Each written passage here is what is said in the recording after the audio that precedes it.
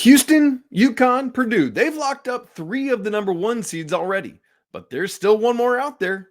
Why not the Tar Heels?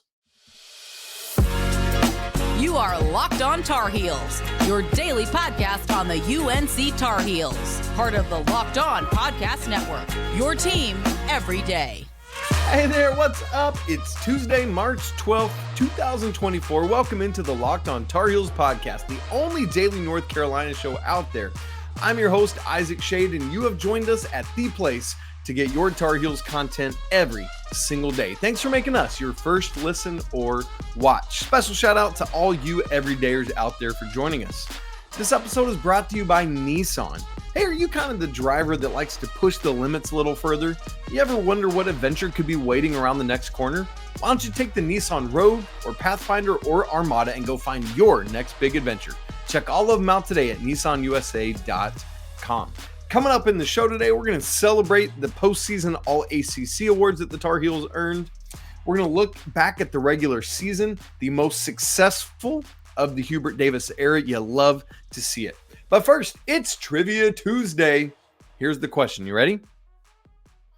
How many ACC tournament championships have the Tar Heels won in the 2000s? So the 2000 championship up through 2023.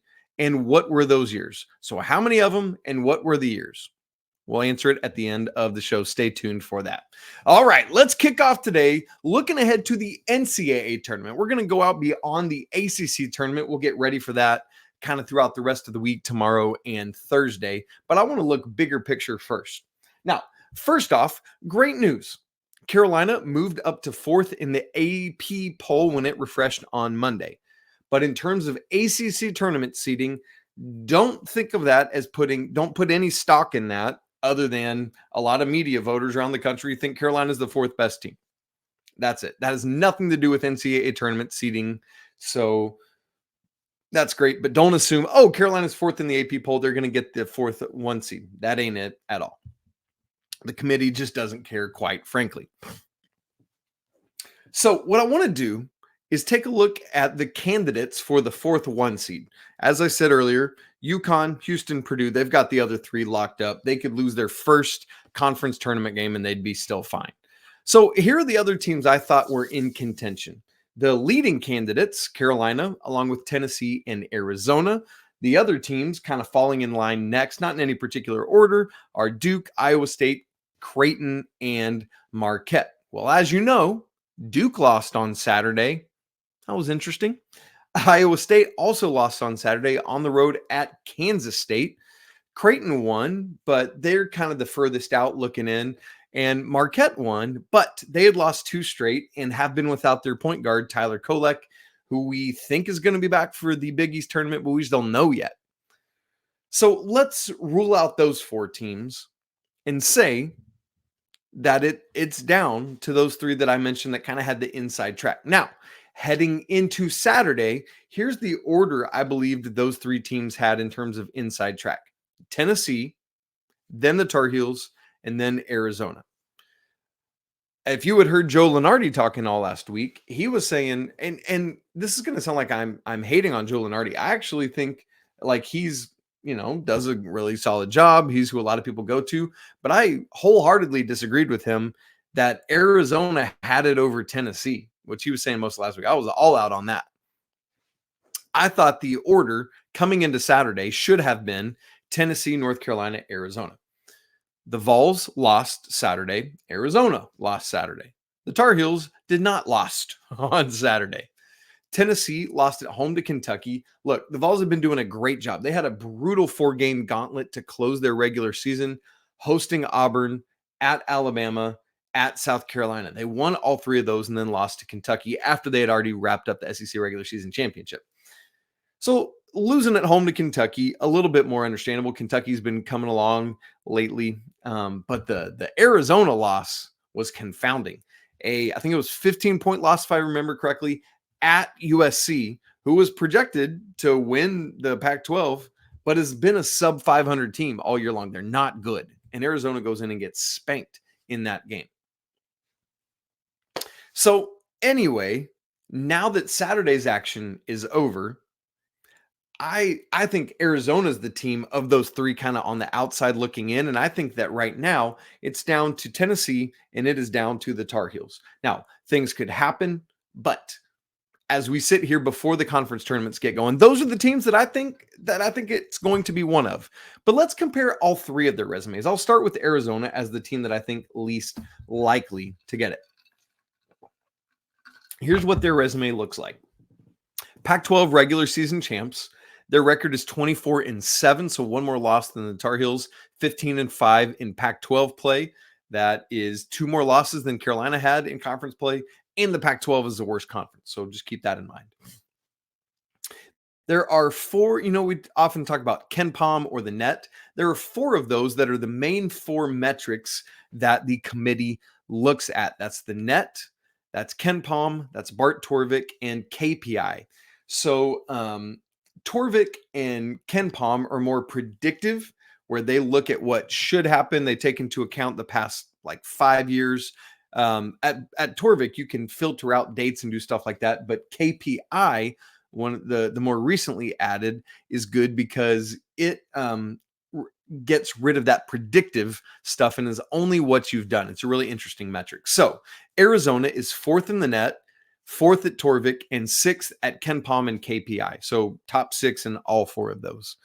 In terms of net and their quad, how they've done in there. Quad 1 games, they are 8-3. 6-3 in quad 2, or 14-6 combined in quad 1 and 2.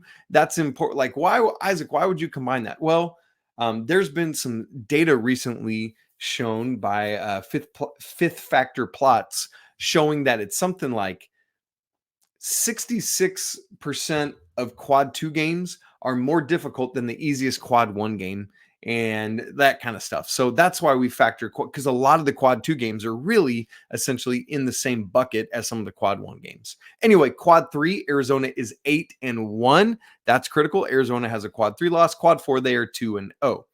Versus the net top 10, I just went through and kind of looked at this stuff to see because I thought it was interesting. Arizona's 2-1 versus the net top 25. They are 4-1. Strength of schedule 23. Non-conference strength of schedule 13. And so there's that. I also meant to look at their road record. I forgot to do that. So let me see if I can quickly grab it in real time for us. Arizona basketball schedule to see what their away record was. They played 20 Pac-12 games just like the ACC does. And their road record away, Arizona was 7-4. So they played one true road game outside of conference action as well, 7-4. I need to pull Tennessee's up as well because we're going to need that. I've got the Tar Heels road record. I just want to make sure I have Tennessee's as well. Okay, let's switch then and look at Tennessee's kind of resume in these ways. SEC regular season champs, record 24-7, 14-4 in SEC play, fifth in the net, third at KPI, fifth at KenPom, and sixth at Torvik. Q1 7-6. Quad 2, 6-1, that's 13-7 combined. 6-0 in quad 3, 5-0 in quad 4. Versus the net top 10, they're 3-2. Versus the net top 25, they're 6-4. Strength of schedule is 7th. Non-conference strength of schedule for Tennessee is 22nd.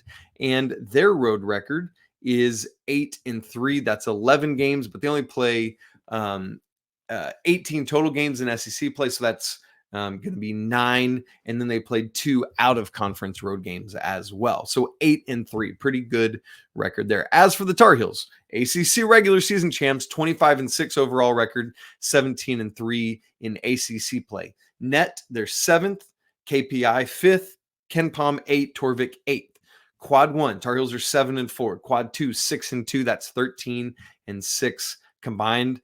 Very similar to what the other two teams have done. Arizona's 14-6 combined. Tennessee 13-7. They're just all right there together. Quad 3, 7-0. Quad 4, 5-0. Perfect there. So Arizona is the only one of these three that has a quad 3 or quad 4 loss. Versus the net top 10, Carolina's 3-1. Tennessee was 3-2. Arizona's 2-1. So it's all essentially the same. Versus the net top 25, Carolina's 3-2. Tennessee is 6-4. They played 10 games versus the net top 25. That's impressive. And Arizona was 4-1. So Carolina's kind of third there. Strength of schedule, the Tar Heels are 18th. That's better than Arizona, not as good as Tennessee. Non-conference strength of schedule 28th. That is worse than the other two teams. And then Carolina was 8-2 on the road. So all of this to say, it's some very interesting results that we look at here with these resumes. Here's what I take away from it. It's all pretty similar. All just lots of splitting hairs, but that's what you're going to have to do when you get to this level for who's going to be the final 1 seed and who's going to be those two seeds. Now, as you know, Carolina beat Tennessee head-to-head. That's got to be a mark in their column. Of course, it was a home game for Carolina and a true road game for Tennessee, so you got to look at that. Arizona's best win is at Duke, but guess what? Carolina literally just matched that on Saturday. And then let's not forget, as I said, Arizona's quad 3 loss. Tennessee has slightly better numbers in most of the metrics than do the Tar Heels. But ultimately, all of this is very, very close. And here's what that says to me.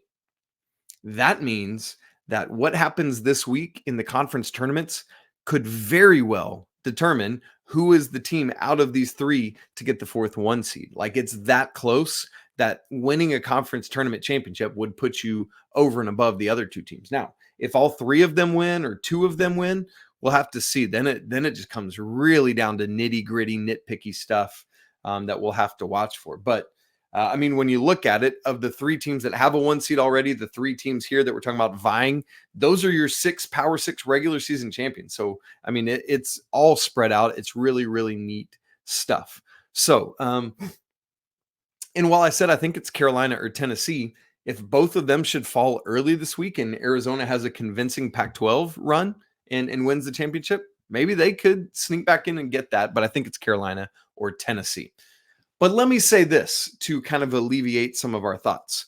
Regardless of what happens this week in the ACC tournament, Carolina will be no worse. Hear me say this. Carolina will be no worse than a 2 seed on Selection Sunday. They could lose their very first game this week on Thursday, but it doesn't matter. Why? Because there is literally now no scenario in which 8 other teams in the Tar Heels have a better resume than them. Because at worst, Carolina, the worst they can do between now and Selection Sunday is go 0-1. Lose 1 game to Virginia Tech or FSU. But here's the good news. Either way, that's a quad 2 loss. You can't, if you're the Tar Heels, can't get a quad 3 or quad 4 loss unless Florida State falls far enough to where it turns into a quad 3 loss. Or let's say you win Thursday but lose Friday. That's either going to be probably Pitt or Wake Forest, either of which would be a quad 1 loss. So, I mean, it's like Carolina cannot take a bad loss. That's just where they're at. That's good news for the Tar Heels. So no matter what you do this week, Carolina is no worse than a 2, but I do think they can move up and take that final number 1 seed. Also, here's some other good news. Regardless of what happens this week, Carolina will be in Charlotte. Mark my words. When the bracket is revealed this coming Sunday, Carolina will be playing their first, and if they win, their second game in Charlotte. They've already done enough to claim that. And because keep in mind, it doesn't matter which region you're tied to. The first weekend pods are separate. So it's not like if Carolina's in the West, they got to go out West for the first weekend. It doesn't work that way. They're separate entities. So the question then becomes, is it better to be the 1 seed in the West? Because that's the region Carolina would have the 1 seed in. Or would it be better to be the 2 seed in the East or Midwest? It's looking like Carolina, if they were the 2 seed, would probably be in the East, which is where UConn's going to be. Like that's already kind of locked in. UConn's going to be the one in the East. Purdue's going to be the one in the Midwest, and Houston's going to be the one in the South. That's in Dallas. The Midwest is in Detroit, and the East is up in Boston. That's just how that's going to be. So, you know, if I'd kind of rather, even though you get shipped out West, I'd rather be the 1 seed in the West, because then you avoid Houston, Purdue, or UConn. I would rather be the 1 seed in the West with Arizona as the 2. That's me. That's what I would like to see. So just keep your eyes on that. But all of this to say, Carolina will be in Charlotte. They will be no worse than a 2 seed, but they very well could be the 4th number 1 seed. So keep your eyes on all of that. Now, more great news. RJ Davis was named on Monday the ACC Player of the Year. But why on earth wasn't it unanimous? We'll talk about that right after I tell you about Nissan. Are you the kind of driver that likes to push things a little further? You ever wonder what adventure could be waiting around the next corner? Well, our friends at Nissan have a lineup of SUVs with the capability to take your adventure to the next level. How about the 2024 Nissan Rogue? It's perfect for city drives and great escapes. If you need something, why don't you just call on the class exclusive built in Google Assistant? Because gone are the days of connecting your phone. Google Assistant, Google Maps, and the Google Play Store are built right into the 12.3-inch touchscreen infotainment system. The 2024 Rogue is the perfect midsize crossover for your next adventure. Or how about the 2024 Nissan Pathfinder? It's got room for up to 8, expansive cargo capacity, and advanced available 4x4 capability. This is the exact one that I would be going with for the Shade family. 284 horsepower and up to 6,000 pounds of towing capacity. When adventure calls, the Pathfinder is there to answer. So take the Nissan Rogue or Pathfinder or Armada and go find your next big adventure. Shop nissanusa.com. The ACC Postseason Awards were unveiled on Monday, and as we all expected, RJ Davis is your 2023-24 ACC Player of the Year, the first Tar Heel to do so since Justin Jackson in 2016-17. That, by the way, was a good season. Here's the thing, though, for me. This was such a foregone conclusion that I legitimately expected RJ to be a unanimous selection, or if not, maybe like one other player got votes. But here's what happened. RJ got 68 votes, overwhelming majority. But 4 other players got votes. A total of 7 other votes went out to non-RJ Davis players. Let me name them for you. Kyle Filipowski received 3 votes. PJ Hall from Clemson got 2. Armando Bacot got 1. And Quentin Post from Boston College got 1. Okay. I know I should just be happy and content. It's like, RJ's the ACC player. That should be good enough. But not for me, because I'm greedy. And I want this man to get what's his, especially in a year where apparently I had been told that RJ Davis wasn't good enough to make the ACC preseason first or second team. I was all over that from literally the next day. I recorded a show talking about RJ being snubbed and how insane it was and that he should have been on the ACC first season preseason team.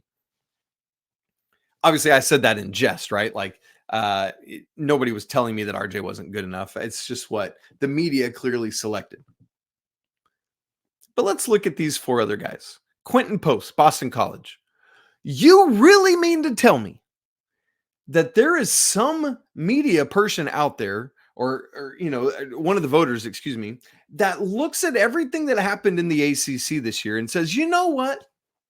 In good conscience, I'm going to name Boston College's Quentin Post, who didn't make the first or second team All-ACC, the Conference Player of the Year. You really think that was a good idea? Come on. Or look, you and I love Armando Bacot. Deeply, deeply invested in Armando Bacot. But can you have watched the Tar Heels this year and really, truly, honestly say that Armando Bacot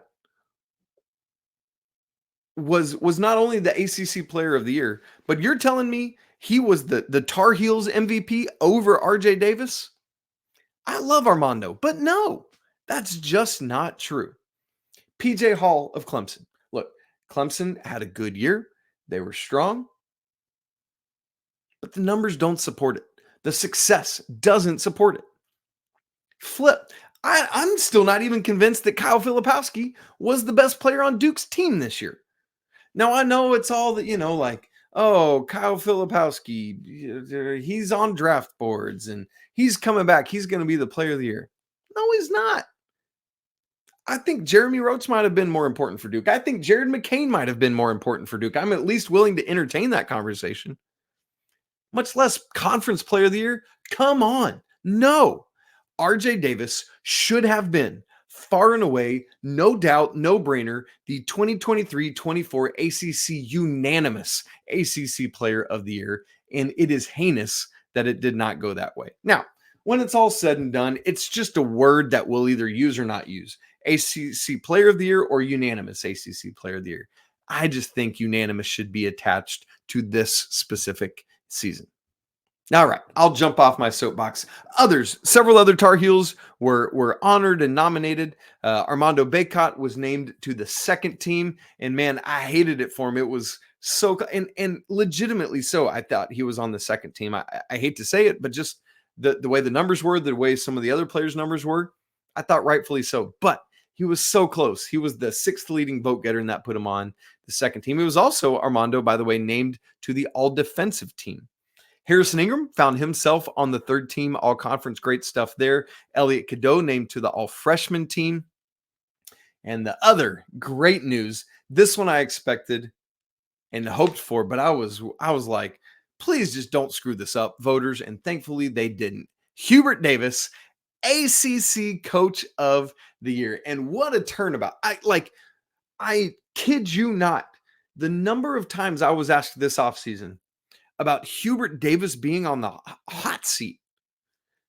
Time and time again, I said, what are you talking about? No, there is no world in which Hubert Davis should be on anybody's hot seat list whatsoever, period, end of story. And thankfully, and for some reason, I don't hear those people saying much anymore. It's funny how that works. I guess maybe they didn't really know what they were talking about. Hubert Davis, ACC Coach of the Year. But here's what's wild. 8 of the 15 ACC coaches got at least one vote. Coach Davis, the overwhelming majority, got 49. Jeff Capel at Pitt got 12. Coach Autry at Syracuse got 6 in his first year. Micah Shrewsbury at Notre Dame got 3 in his first year. John Shire got 2. Brad Brownell, Damon Stoudemire, and Tony Bennett each got 1. So, again, I get it because that's a little more of a hard to define thing, but it was clearly Hubert Davis all the way. Just a couple other notes on this. Armando Bacot was third in the Defensive Player of the Year voting behind Reese Beekman and Ryan Dunn, both from Virginia. So that's great for Armando. And I think that speaks again to, while he maybe didn't have the sexy numbers that land him on the first team this year, it shows you some of what he did to affect Carolina's success in other ways. So keep that in mind.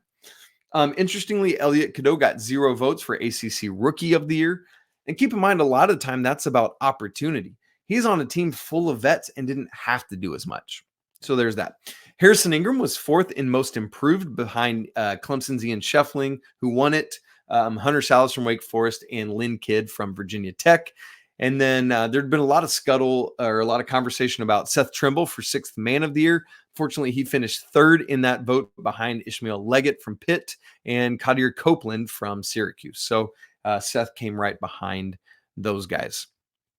One other thing I want to mention is I like that the ACC has Rookie of the Year, but in this day and age, by nature of the transfer portal and everything, I'd like to see the ACC have a Transfer of the Year as well. Some call it Newcomer of the Year, but that's a little misleading because that could be a freshman or a transfer. Now, some conferences might want to do that and just, Freshman of the Year or Transfer of the Year as one thing. But I like keeping it separate. I like having a Freshman of the Year and a Transfer of the Year. Like the Big 12 does that, for example. So that's just something for me. I would have liked to have seen that. I think Hunter Salas would have won that award, but I think Harrison Ingram would have been right behind him. And I bet Cormac would have got some votes as well. Now, as Coach Davis, the newly minted ACC Coach of the Year, is fond of saying there's more to be said and more to be done. And while that is true, because there are 2 massive tournaments still ahead of the Tar Heels, we can now officially close the book on the regular season, the 3rd one of Coach Davis's young career. And guess what? It was the best one of his young coaching career. I want to talk more about that in just a second. Right after I tell you about FanDuel, get buckets with your first bet on FanDuel, America's #1 sportsbook. Because right now, new customers get $200 in bonus bets with any winning $5 bet. That's $200 if your bet wins. You can bet on all your favorite NBA players and teams with quick bets, live same-game parlays, exclusive props, and more. How about the ACC tournament odds? Carolina leads the way, plus 160. followed by Duke at plus 180. Wake Forest is third at plus 800, and Clemson fourth at plus 1,000, and then just falls way off from there. So if you want to get in on that action, visit FanDuel.com/locked-on and go ahead, shoot your shot. FanDuel, official sportsbook partner of the NBA. It's now official. Year 3 of the Hubert Davis era is the best regular season of his young coaching career. We had been saying for a long time that it looked like it was going to be, but you got to close it out well, because year 1 closed out really well. And if Carolina had fallen off down the stretch, then it wouldn't have been, And so they did everything they needed to do. They rebounded when they need to. I don't mean rebounding the basketball, although they did that phenomenally well all season long. I just mean rebounded from losses or downturns. And man, just kudos to Hubert Davis. That's what I want to say, for everything he's endured, all the just hatred. I mean, I have heard hatred about Hubert Davis, and I just don't get it, man. Give this man his flowers. Not only should he have, and did he win the ACC Coach of the Year, I legitimately believe that Hubert Davis should win, or not, sorry, I don't mean to say that, should receive some National Coach of the Year votes. I don't think he will win it, but I do believe that he should get votes. And for a couple reasons. Number one, this is a man who last season had the preseason number 1 team in the country. Probably shouldn't have. Not because he shouldn't have been coaching, but because they shouldn't have been voted the number 1 team in the country. Dealt with all of that. Had to basically turn over a good majority of the roster. Did so. Found all these complementary parts. His coaching, like the X's and O's sides of it, continued to grow. And he is just really finding a rhythm in year 3. He's silenced. I was joking a little bit ago about where are all those hot seat people. He has silenced every one of them. I defy you to say that now, right? Like, even more than just me and a few others laughing in your face when you said it preseason. No, you're not getting away with that now. I love that he's done it his way. He's been positive. He's been encouraging. Sure, it can be maybe to some people hokey and corny, but I love it. I'm here for it. And so I think people are finally starting to see and understand Hubert Davis for what he is and who he is. And so massive congrats to Coach Davis on the single most successful season of his young coaching career. It's the best ACC record that Carolina has had in the 20-game era. Just the second ever ACC team to win 17 games in a regular season. And I just tell you, I love it. I'm so happy for him, and I cannot wait to see what keeps happening. And with the way he's recruited and gotten transfers in, why wouldn't dudes want to come play for this man? The way he fights for them, his passion, his energy, the way he takes care of them as humans beyond just being basketball players, it's incredible. Now, part of what made this the most successful regular season of the HD era is the 6-0 close to the regular season. I mean, you could really look at where Carolina was sitting after that 2-3 stretch that they went through and say, man, Carolina has had a great run, that 10-game winning streak, but things could go bad. And so we sat there at the end of that, after the Syracuse loss, before the Virginia Tech game that coming Saturday, and I unpacked that 6-game closing schedule. And I said, all right, guys, Carolina has 4 home games, Virginia Tech, and then after going to Virginia, then you've kind of got that closing stretch of NC State, Notre Dame, and no, I left somebody out before. Miami, excuse me. A game I was at in person. Miami, NC State, and Notre Dame, with the road games at Virginia and at Duke. And so I said, here's what you got to do. You got to win all 4 of those home games. No questions asked. You must do that. And also, you need to take at least one of those 2 road games. But if we're getting greedy, why not win all 6, right? And so I was hopeful for 5-1. Like, that was what I thought needed to happen for Carolina to win the ACC championship, and to put themselves in the position they wanted to be in for the NCAA tournament. And turns out that would have been right, although it probably would have been, well, no, even with 5-1, well, it depends on if it had been Duke or Virginia that they lost to. Either way, they would have at least shared an ACC championship. Still might have won it outright, depending on who that loss was against. But man, like think back, put yourself in that mindset. After Carolina has just lost to Syracuse, they're 2-3 in their last 5 games. Did you think 6-0 was possible the rest of the way? I thought it was possible because of what we had seen Carolina do previously, but because of how they were playing at that point, I didn't think it was probable or maybe even likely. But here we sit, and that's exactly what they did, man. What a team. And I think that's so important to win those 6 games. Why? How many games does it take in the NCAA tournament? How many games in a row do you have to win a national championship? 6, exactly. Carolina has now won, has 2 different streaks of 6 or more games won. The 10-game winning streak earlier at the beginning of ACC play, and then the 6-game streak to close the regular season. This is a team that can win a national championship, folks. I'm telling you. You seen Cormac Ryan shoot lately? You seen what Harrison Ingram can do? You seen Elliot Cadeau growing into his role? Just saying. You seen the bench contributing more and more? This is a team that can do it. They got to go out and do it, and they are very capable. All right, Tuesday trivia answer, and then we will get out of here. How many ACC tournaments have the Tar Heels won in the 2000s, and what were the years? The answer is 3.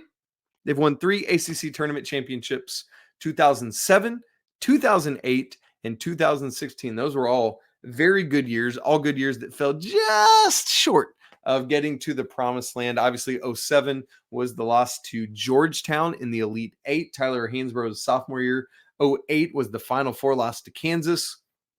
And then 16, I think that game just ended after Marcus Page's shot, right? The national championship game. Wildest thing, it ended in a tie. Who knew?